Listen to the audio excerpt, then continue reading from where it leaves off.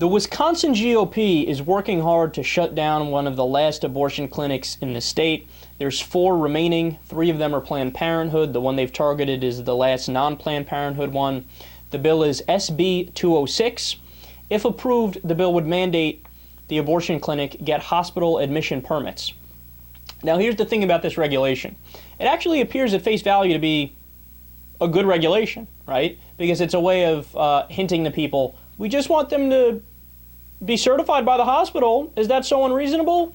But in reality, it is unreasonable for a few reasons. Number one, oftentimes what they do in the heavily red states is they stack against the abortion clinics. So they'll either pay people at the hospital to not give them permits, or they'll purposely make them get hospital admission rights from a Christian hospital that's against abortion, right? Or in this case, what they did is they made the time span so short that the approval process to even get the permit is longer than the time span they have to get approved. So they make it impossible in order for it to work. Now, unfortunately, people working at this abortion clinic are saying, in all likelihood, we're going to have to shut our doors if this passes. So it's incredibly unfortunate, incredibly sad, and this is part of a broader war on reproductive rights, where in a lot of heavily red states, what they do is they'll have somebody from the state come in, take out a tape measure, measure the length of the hallway, and say, oh, look at that, your hallways are 7 feet long.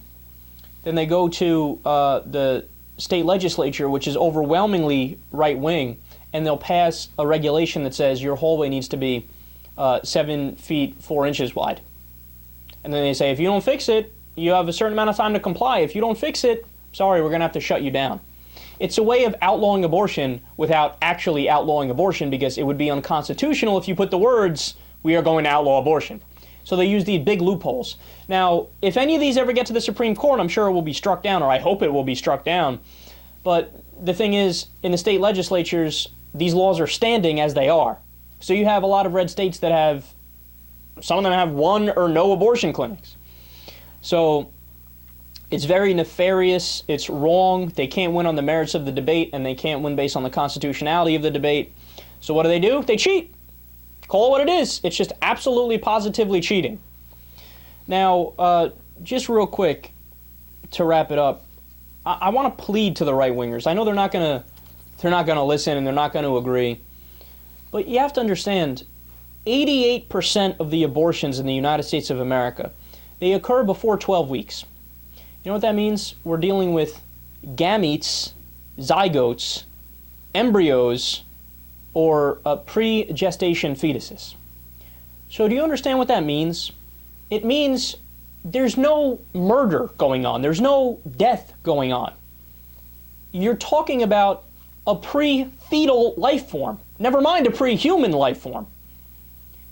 From a scientific perspective, you can't by any stretch say you're killing a human life, you're taking away life. You're just simply not doing that, right? Now, if you want to say, Kyle, after 20 weeks, I think abortion should be limited to health of the mother, extreme fetal abnormalities, where they're not going to survive anyway, incest and rape, I'm with you on that. Because after 20 weeks is when, in the fetus, the nervous system develops. So you're actually, there's an argument to be made, you're killing, even though it's dependent on the life form, on the mother, and there's pain. So I'm with you. 20 weeks and after, with the exceptions, or 24 weeks and after, depending on which scientist you believe, I'm with you, right? But before that, you're just being stubborn, and you're just basing it on, in most cases, a religious text that says life begins at conception. But do you really believe that? So the second you're done having sex, there's 3 people in the room? It's absurd, it's absurd, it's absurd.